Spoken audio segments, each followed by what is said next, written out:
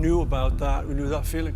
And I never thought it affected my music until years later. Beyond the stage, perfect music, shiny guitars, Grammys and glitter. Music has its drama, especially calculated beef. This doesn't just come from fans or music critics, but from their fellow musicians. The beef between musicians can be studied as another genre. Paul McCartney, for instance, is recognized as one of the most influential musicians, but it looks like he used this influence in both good and not so good ways. He has been disliked for so many reasons, but maybe the reason for all sorts of resentment is the way he treated other musicians. Hang on, as we spill some British tea on the 7 bands that Paul hated the most, and the reason some of them may have thrown a side-eye his way too. 7. Radiohead. Radiohead was one of the British rock groups that were accomplished in the early 21st century. Let's go back again to the 90s, the golden era when baggy jeans were the new style, and Radiohead was rewriting the rules of rock. Their 1997 album, OK Computer, brought the themes of technology anxiety, political malaise, and existential dread, all of which were wrapped in experimental guitar riffs and Thom Yorke's haunting vocals. Suddenly, music wasn't just for dancing, it was for feeling, deeply. Meanwhile, Paul was still doing what he does best, crafting catchy melodies that make your aunt smile and your heart hum. In an interview in 2000, Paul made a pointed comment. "I think they take themselves a bit too seriously. Music should be fun too." A cheeky jab? Maybe. But it highlighted a philosophical divide. McCartney's pop optimism versus Radiohead's beautiful bummers. The tension really doubled up with the release of Kid A in 2000. Radiohead ditched guitars for glitchy beats, ambient synths, and abstract lyrics. Fans were either worshipping the band as prophets or wondering if their CD players were broken. Paul reportedly found the album a bit hard to listen to, as noted in multiple sources over the years, including interviews cited here. But we shouldn't take all creative tensions as outright beef, because Paul also praised Radiohead's innovation, calling them one of the most important and talented bands of their time. He gets their creativity and artistry, even if it doesn't always hit the same emotional chord for him. It's like appreciating Picasso, while still preferring a good old-fashioned landscape painting. Truthfully, this rivalry reflects something deeper.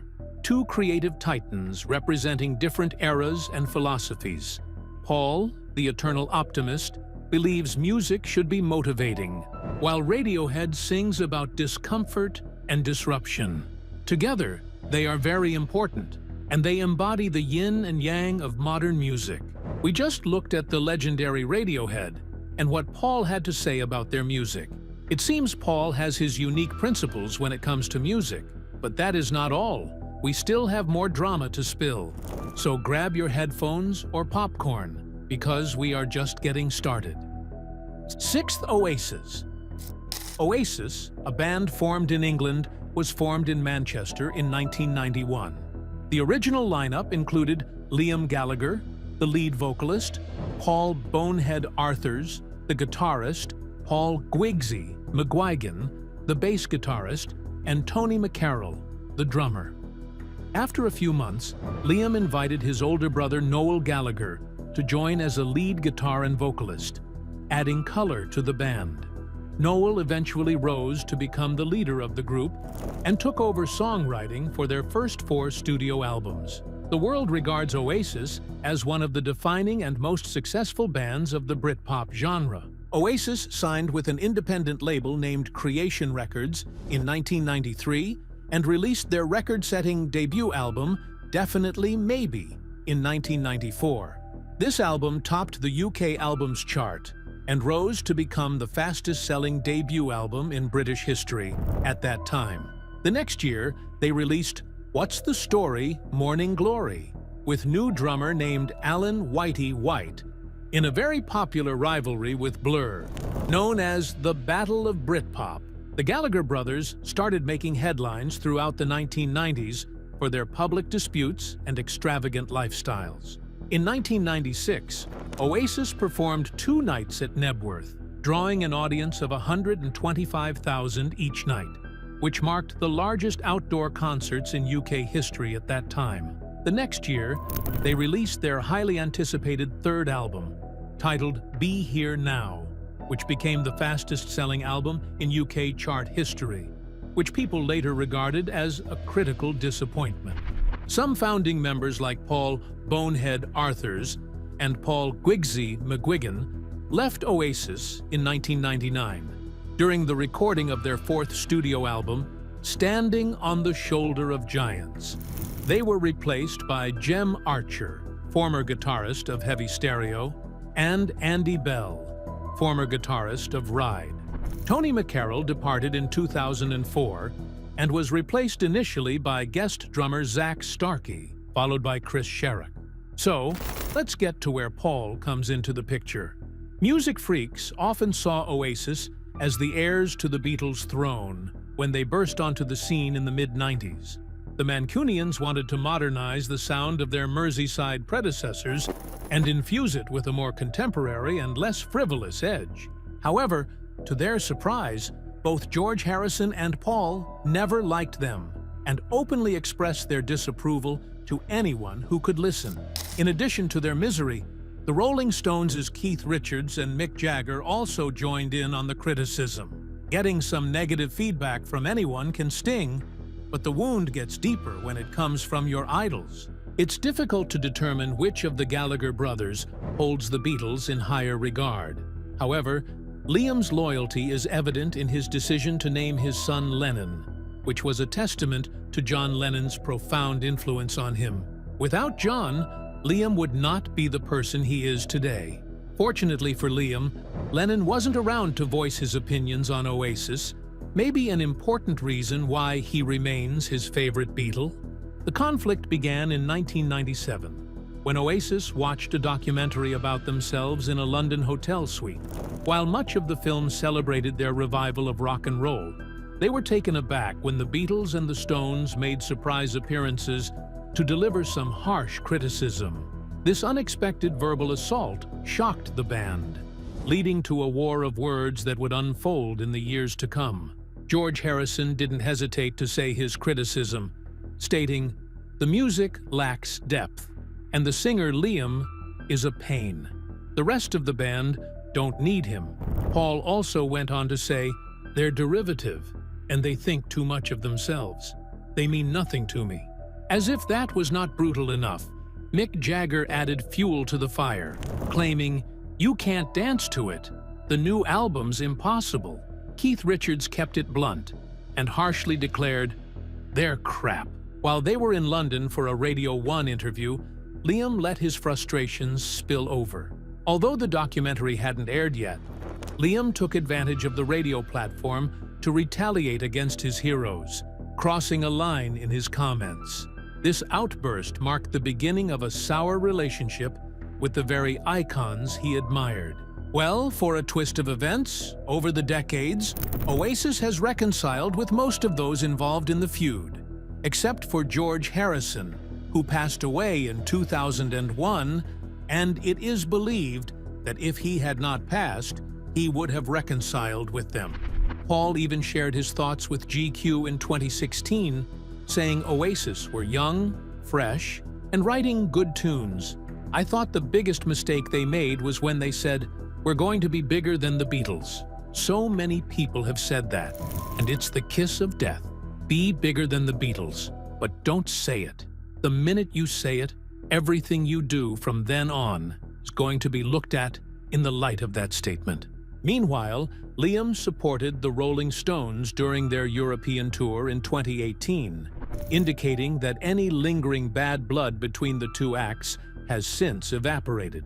It remains a little puzzling why both the Beatles and the Rolling Stones joined forces to take down Oasis, but it seems likely they aimed to impart a lesson.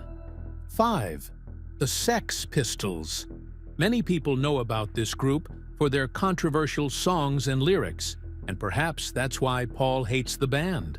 For example, on the 27th of May, 1977, Right during the celebrations for Queen Elizabeth II's 25th year on the throne, the punk band The Sex Pistols dropped a very controversial single titled "God Save the Queen" that stirred up a whirlwind of controversy and catapulted them to instant fame. This song was a huge critique of the monarchy and the political system it symbolized. With its raw energy, stripped-back guitars, and stinging lyrics, it declared that the Queen is not a human being, claimed people do not have a future, and labeled the UK as a fascist regime. This record came out during the Silver Jubilee, and it felt like a bold challenge to the traditional respect given to the monarchy. Within a few days, the BBC quickly imposed a complete ban on its play across radio and TV. Also, the BBC Radio 2 controller, Charles McClelland, called the song gross bad taste, while Labour MP Marcus Lipton condemned it, asserting, "If pop music is going to be used to destroy our established institutions, then it ought to be destroyed first." Also, a lot of retailers, including the very popular Woolworths, refused to sell the single. They had their reasons for singing the song. The Sex Pistols were at the forefront of a punk movement that was gaining momentum in the UK during the mid-1970s, and it was a time known for economic struggles, power outages, rising unemployment, and crazy racial tensions. With its anti-establishment vibe, punk emerged as a reaction to the boredom, social conformity, and alienation experienced by many young people. The music spoke to the hypocrisy they perceived in both the British establishment and mainstream culture. Unapologetic and confrontational, the Sex Pistols embodied this punk spirit. Just 6 months before the release of their single, in November 1976, the BBC invited the band to be interviewed on the current affairs program Nationwide. The broadcaster aimed to understand this cultural movement that captured the anger, frustration, and disillusionment felt by the youth, concerns that were unsettling for its older audience. At that time, the band consisted of singer Johnny Rotten, John Lydon, guitarist Steve Jones, drummer Paul Cook, and bassist Glenn Matlock, who would leave the following year to be replaced by Sid Vicious. They were introduced in a segment aimed at familiarizing viewers with what was being referred to as the cult of punk. A disapproving voiceover from presenter Lionel Morton stated, "Well, it may not be the best rock and roll in the world, but it is certainly the most controversial."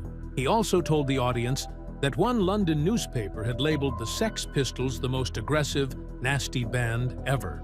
A co-presenter named Maggie Norden, who was younger than the band's manager, Malcolm McLaren, also seemed bewildered by the appeal of this rascal rock to so many young people.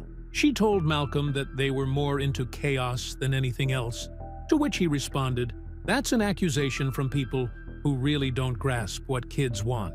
Kids crave excitement. They want something that can change their dull lives." Right now, music, especially rock music, is the only thing they feel they can control. And if you look at the charts, it's clear they don't have much say in that.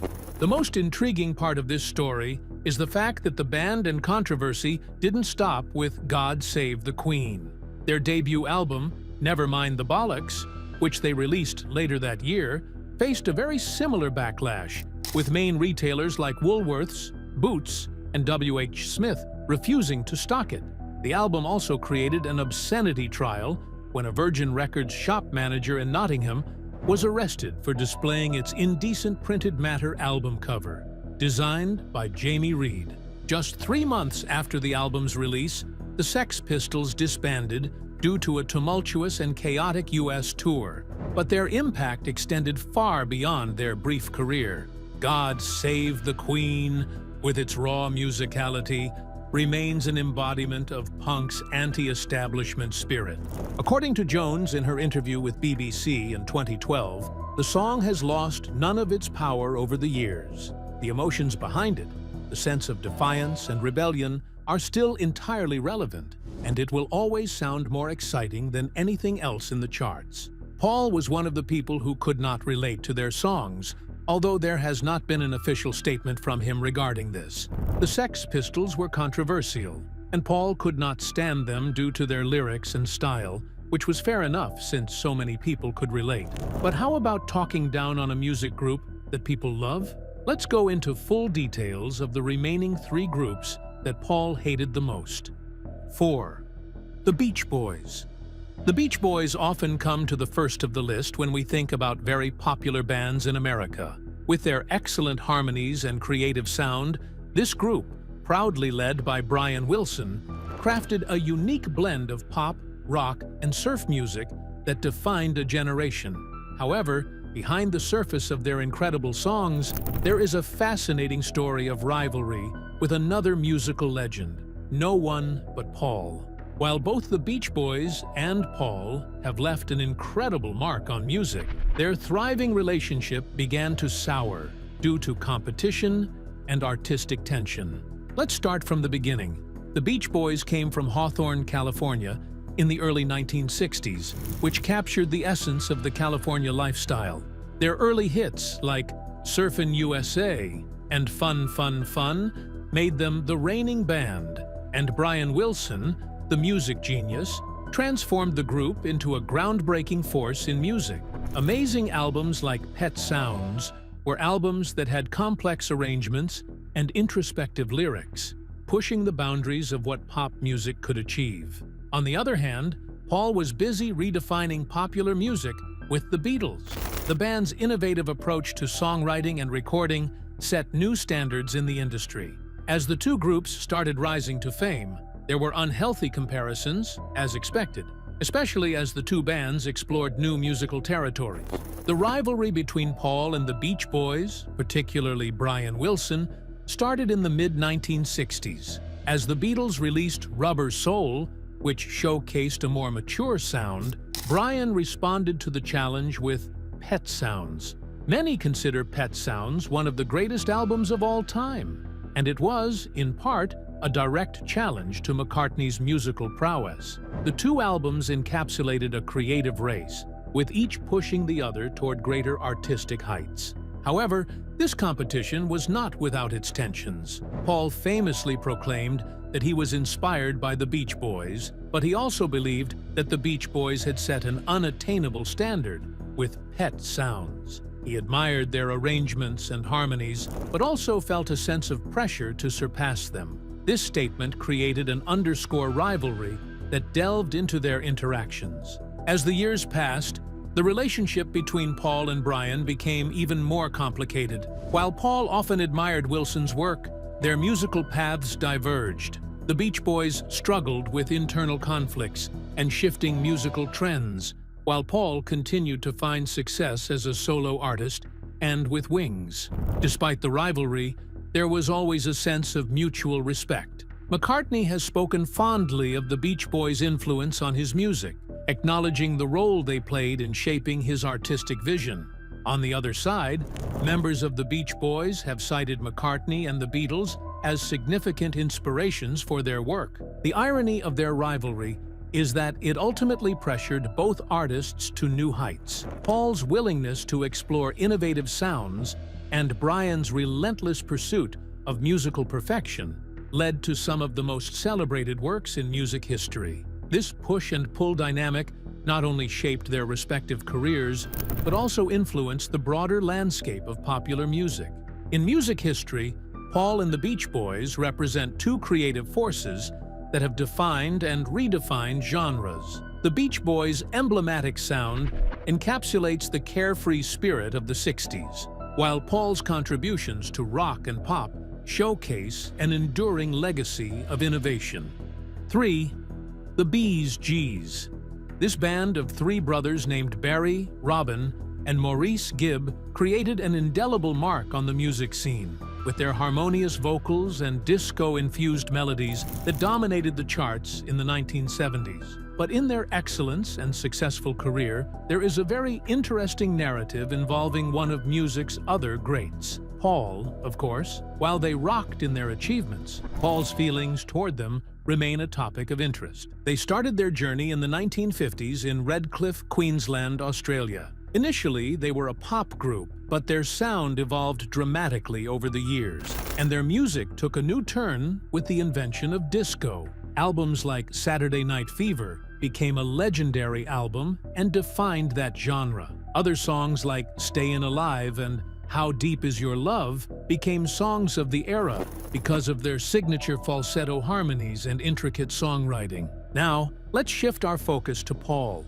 whose relationship with the Bee Gees has been less than cordial. His resentment for them started in the 1970s. One significant point of contention was the Bee Gees' immense success during the disco era, which some argue overshadowed the musical contributions of others, including Paul. The fact that they wrote and performed hit after hit, while Paul was still busy experimenting with different sounds, inevitably led to a comparison that may not have sat well with him. In interviews, he always expressed his frustration at something he refers to as the disco craze, suggesting it overshadowed traditional rock and roll. The Bee Gees, with their disco roots, became symbolic of that shift. It's possible that for him, who had spent years building a legacy with the Beatles, seeing another group dominate the charts in a genre he was critical of created a sense of rivalry. Another intriguing angle is the notion of music itself. He had always encouraged and incorporated melody and lyrical depth in his work. Some critics argue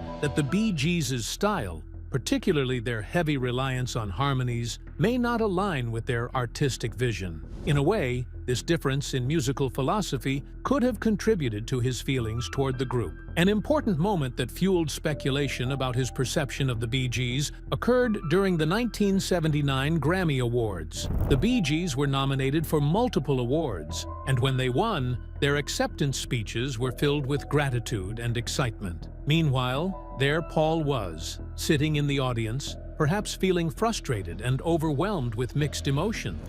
This incident is often cited as a turning point in their narrative, where his expressions spoke louder than words. While the reasons behind his alleged dislike for the Bee Gees may remain partially obscured by time and speculation, they serve as a reminder of the complexities of artistic rivalry. In the end, both the Bee Gees and McCartney have enriched our lives with their music, and perhaps that's the most important takeaway from this intriguing tale. After all, in the world of music, the harmony of creativity can sometimes be as compelling as the harmony of sound itself. We have looked at the friendly feuds and actual feuds between Paul and 5 bands, but there is still more, and these ones are even more surprising that he could say something resentful about them. Let's dive into them quickly. 2. The Monkees. The Monkees came to capitalize on the success of the Beatles, captured the hearts of millions with their catchy tunes and charming antics. Although the Monkees and Paul have made significant contributions to music, their relationship is also characterized by tension and competition. The Monkees were initially seen as a manufactured band, an assembly of charming young men who played roles rather than fully fledged musicians. This reality struck a nerve with Paul, whose artistic integrity and authenticity were paramount. He openly resented the idea of a band created solely for commercial purposes. In an interview with Rolling Stone, he stated, "I was never a big fan of the Monkees. They were just a band put together for a TV show. As they became more popular, they started asserting themselves creatively, wanting to write and perform their own music. This desire for independence clashed with the initial concept of being a TV band. The turning point came when they decided to take control of their sound, much to the chagrin of those who saw them as mere puppets. When Paul heard about their desire to break free from their manufactured image, he had probably felt a combination of jealousy and admiration.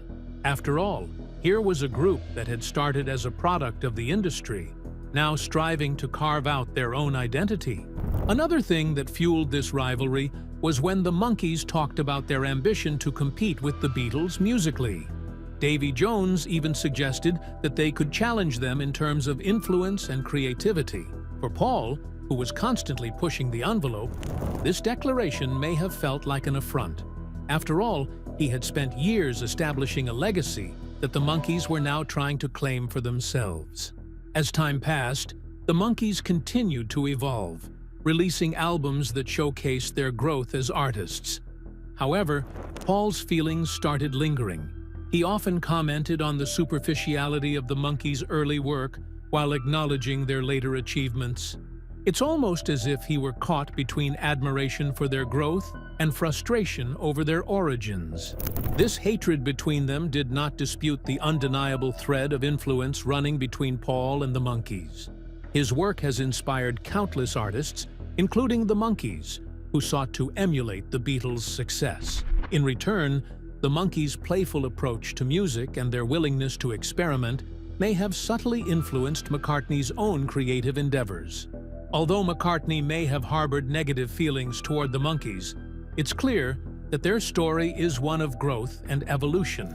Both have left a mark on the music landscape, reminding us that even when they were subtle rivals, there can be a spark of inspiration.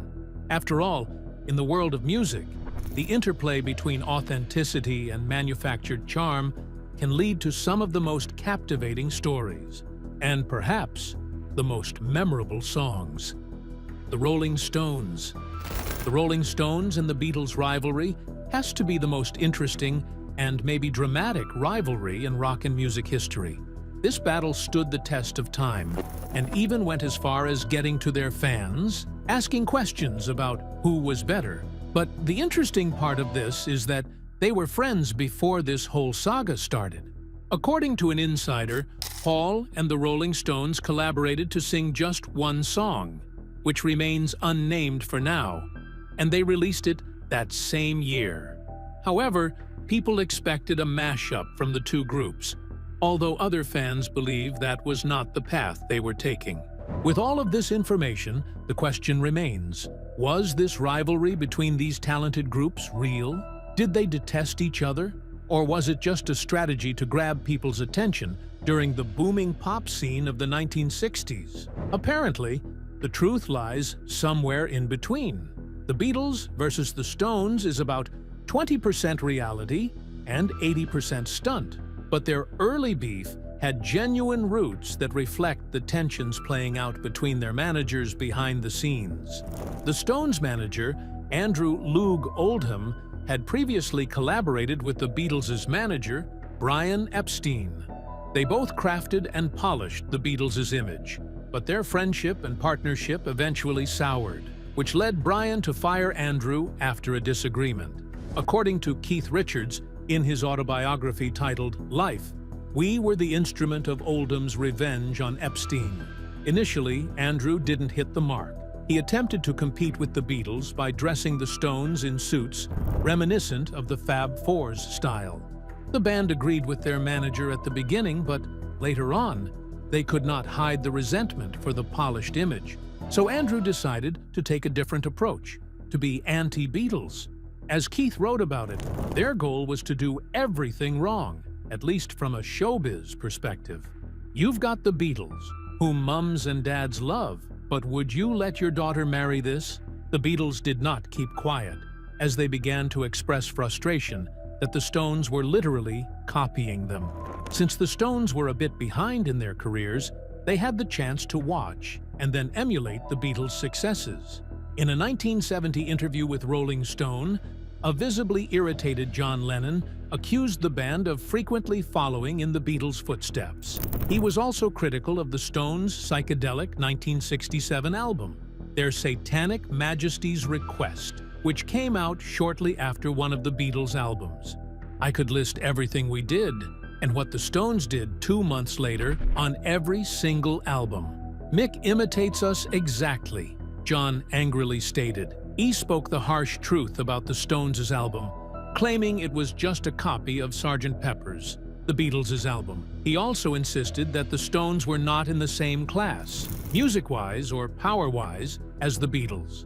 The lines between these two successful bands seem drawn, but there is also a lot of evidence suggesting that they were more like friends and travelers. For instance, John and Paul wrote the Stones' second single, "I Wanna Be Your Man," which became the band's first top 20 hit. However, John cheekily noted that they dashed off the song in mere minutes, saying, "Well, we weren't going to give them anything great, right?" They had their down times, but the band members continued collaborating as years passed. Paul and Stones contributed vocals to the Stones' 1967 track titled "We Love You," and 2 other people from the band participated in the live satellite broadcast of "All You Need Is Love" that same year. Also, some of the Beatles members appeared in the Stones' 1968 concert film, The Rolling Stones Rock and Roll Circus. Until now, the 2 bands have worked with the same producer for their legacy reissues. Giles Martin, the son of Beatles producer George Martin, has been involved in various Beatles box sets and recently worked on the re-release of the Stones' Goat's Head Soup. The hard truth is that the Beatles and the Stones have always operated in a very unique and exclusive sphere. They are in the rock and roll elite 1%, as the vibrant young stars of their generation, and now as multimillionaire music legends. They relied on each other for inspiration, competition, and to push their creative boundaries. Jagger talked about their relationship during his speech at the 1988 Hall of Fame induction, saying, "We went through some pretty strange times. There was rivalry and a bit of friction, but we always ended up friends." So, Paul had his hatred for them, but they are still in a good relationship with each other until now, which answers the question of pulling a stunt for the audience, even though there were a lot of real-life issues between them. What do you think about Paul's hatred for these 7 bands? Let us know in the comments below. Thanks for watching. To enjoy more exciting videos, click play on the video on your screen. And don't forget to like, subscribe, and hit the bell so you get notified when a new video drops.